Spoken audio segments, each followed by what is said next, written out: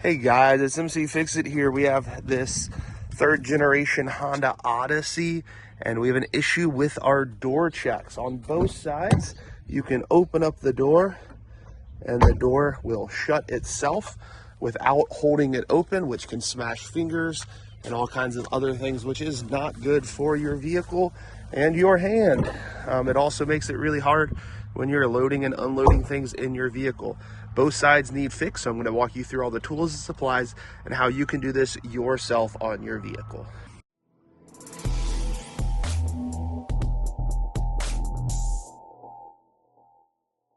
Here are the different tools and the supplies that I use. You might find some other things that work well. Here are the two parts. The front left door is this part right here for the checker, and the front right passenger side is that part. The biggest difference that I noticed is the way they are constructed. You do want to make sure you have the correct one for the correct side.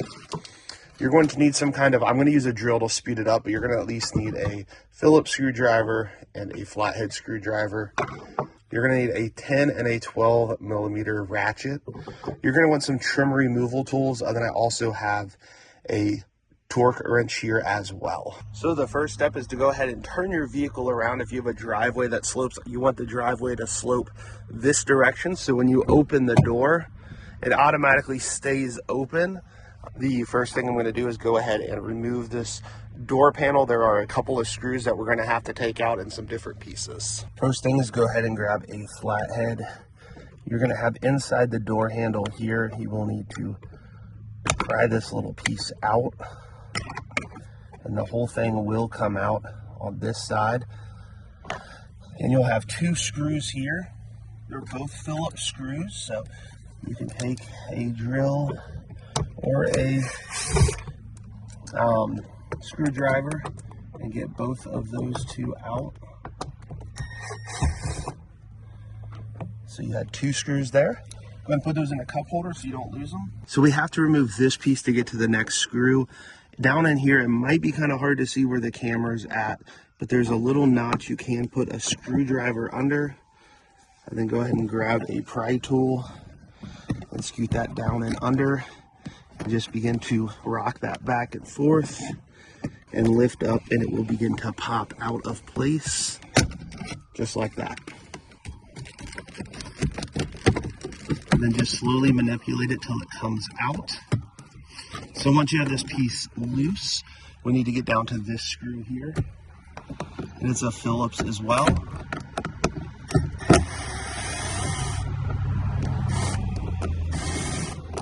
Do notice the length of this screw is longer than the other two. So once you have the control unit off, we do need to remove these. So we're going to press down on the little clip there and pull out at the same time. And then this one will be very similar as well. Compress that piece and pull out. This will just go in the vehicle, and this allows you to get. Now down in this cubby is the fourth and final screw. So we'll go ahead and get that one out.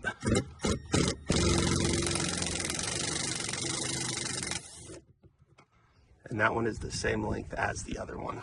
So the next step is to go ahead and remove this little support here. You're just going to put a pry tool down in it, and it's going to pop off pretty quickly and painlessly.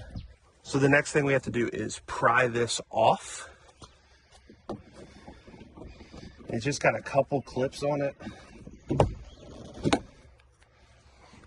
So the next step is to pry this piece off of the door. And you heard the clip pop. You're just going to kind of go down and just keep popping the clips off. Okay. Felt like there were about 4 clips there. Could have been a couple more. So we're going to go ahead and pull up. We got to pull up on this side first to get the unlock piece out. And then pull up. And there's a door clip right here, so we do have to get this piece off. So I'm going to pull up on this little clip here and just kind of push it out to the side. This will allow us to lay this thing kind of downward and still have access on the side to get where we need to. Don't let it sit like this for a long time, but it's fine for just a few moments here. So the first bolt we're going to need to take off is a 12 millimeter. I did put an extension on this just to make it go quicker, and you're not going to bust your knuckles as much. Okay, you can see it did have some thread locker on there, Loctite. Then we have these two 10 millimeter.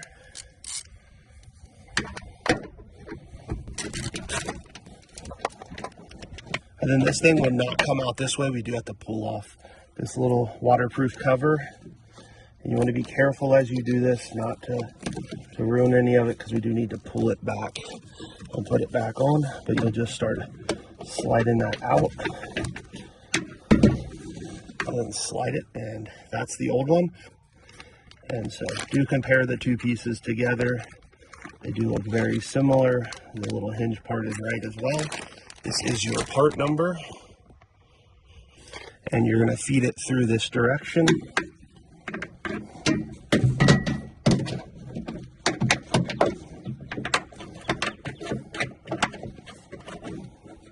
And it's not going to go near as far, which is okay.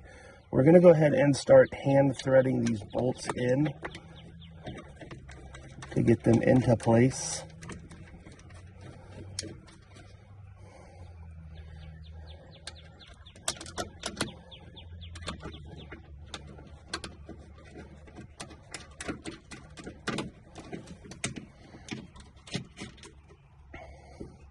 And that will allow us to put this little cover piece back on. This just keeps all the potential water issues out from the electrical. So because this car is leaning this direction, the next step is to go ahead. I'm just going to grab the top part and slowly scoot it over to where this begins to line up. And I will push this in with the hand and start tightening it down. Now I'm just going to slowly just reinstall this one little piece on the back here. Put this guy back into place, and then clip this back up. So once you have this door piece up here, we're just going to carefully reinstall it. I'm not pressing it down and on yet, because what I want to do is I want to actually check the door stop. Look, it doesn't shut. I'm pushing on it and it doesn't shut. And that's all the way open, and it's not going to shut the other direction. And I'll prove it to you by turning the car back around at the end of the video. But that worked right there. That's awesome. Now we do have a little bit more to put back together, so let's go ahead and do that now. So now that you've got those hand tight, you're going to go ahead and put your ratchet on it and spin it until it is all the way tight.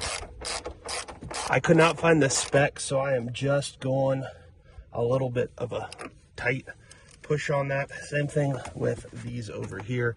You're going to want to tighten those down.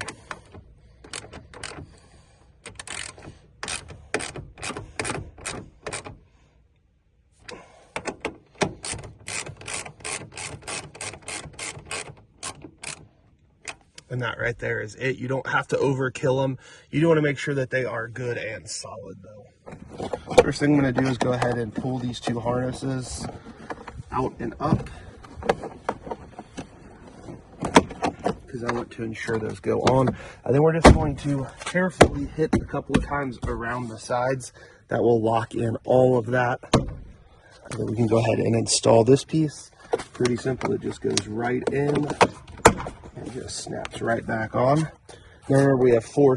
Next thing to do is go ahead and get the 4 screws. We're going to do the 2 small ones, which go up top in the door handle. And I like this little M12 drill because I never put too much power behind it.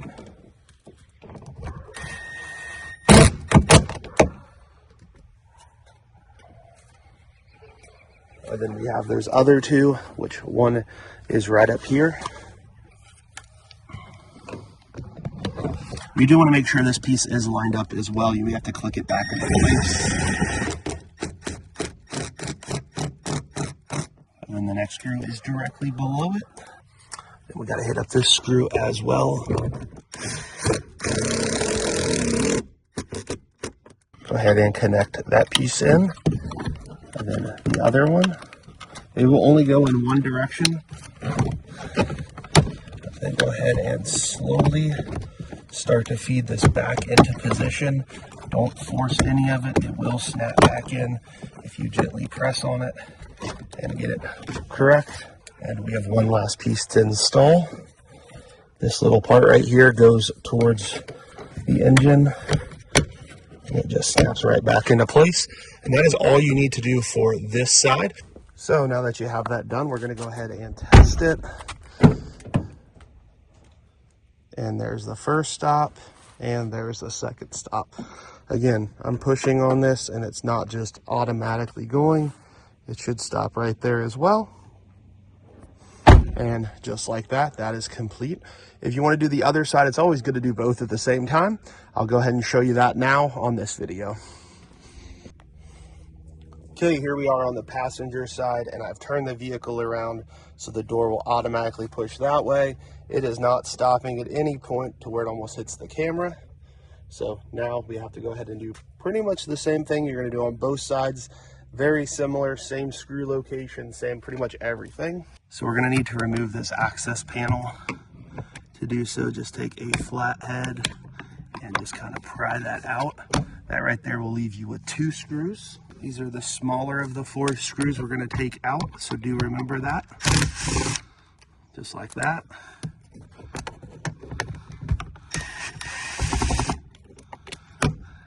And put those in your cup holder so they stay safe. The next step is to go ahead and remove this. You can put the screwdriver down in first and get it to start prying up.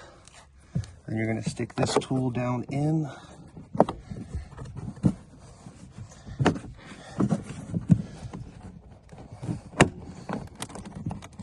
And it'll just pop itself out. Do be careful, there are lots of different parts on this that can break if you try too hard. And then we need to remove this clip right here. It is on the side closest to the engine, so you'll compress that and pull it, and that will come right out of there. That'll give us access to this screw, and there's another screw right down here. So the first screw is down in here.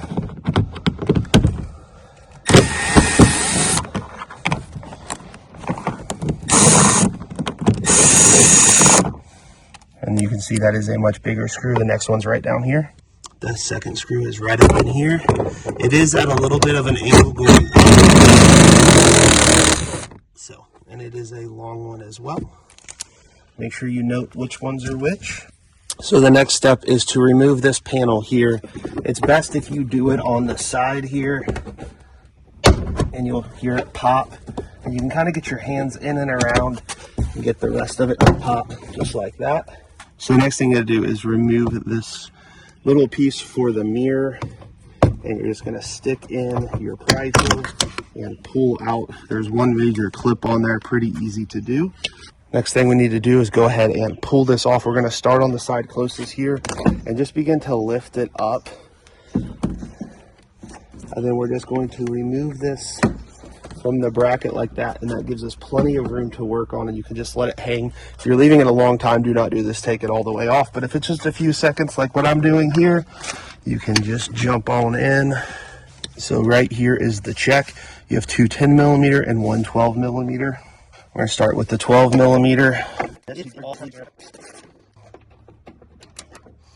Go ahead and save that because you are going to need to reuse your bolts. And then we have 2 10mm.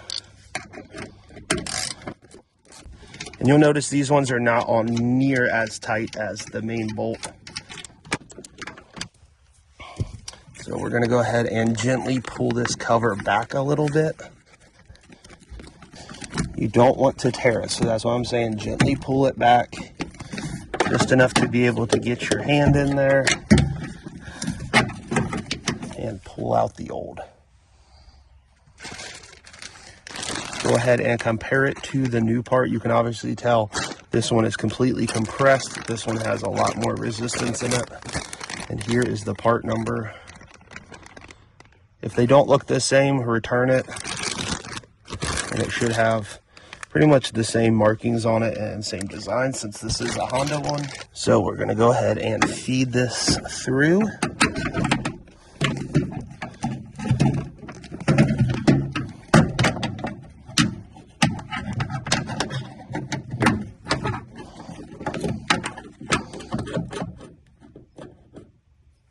And once you kind of get it lined up on the side, I know this is not the best camera angle, but just slowly start to hand tighten these bolts in once you have it nice and lined up.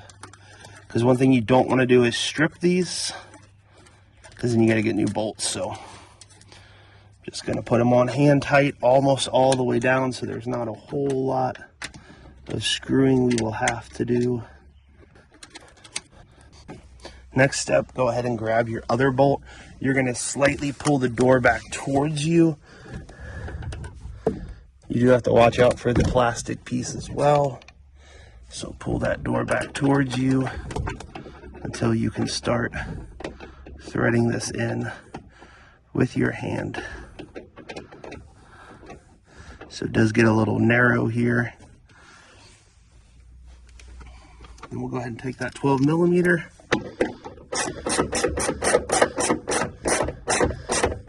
Start tightening that down into place. I do not have the specs for this, so just give it a good 22 foot-pounds is the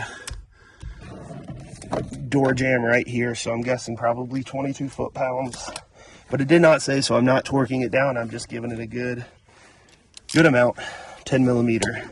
These ones you do have to be careful of stripping or over tightening, so just giving them a good amount of than just about a quarter turn more once it kind of stops. I like that right there. Again, if you could find the specs, please put those online for somebody else that might be useful for them. We'll go ahead and start reassembling the door. So the first thing I'm going to do is go ahead and pull that up just to make sure it's easier. We're going to go ahead and lock this guy back into place. And then swing the clip over it. And then we'll work on feeding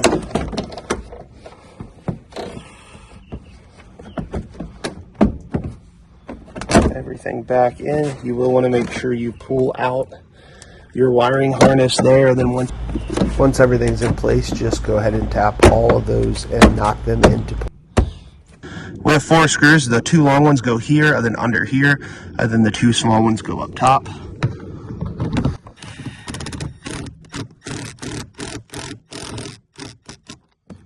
You don't want to over tighten those, but you do want to make sure they are down and secure. This one is at an angle that goes up just a little bit.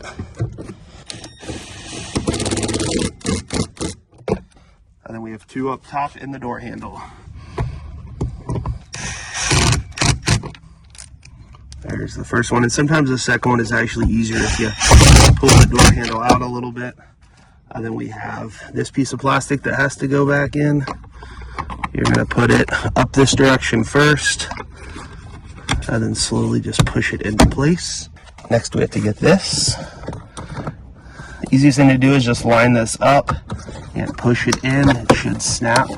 As you're feeding this down into, you start on this end and just slowly start pushing it into place all the way around. Test your unlock lock buttons. Those work great.